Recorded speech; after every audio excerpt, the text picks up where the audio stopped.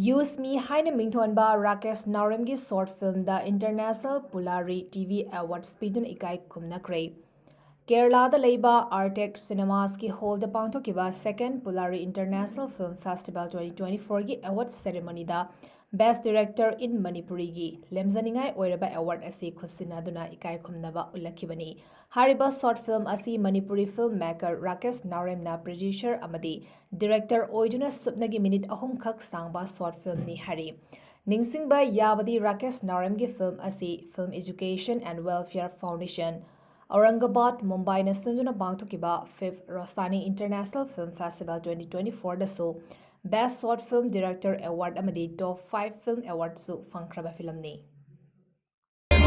Srinuyam, Best Director in Tamil, Thailand. Thank you.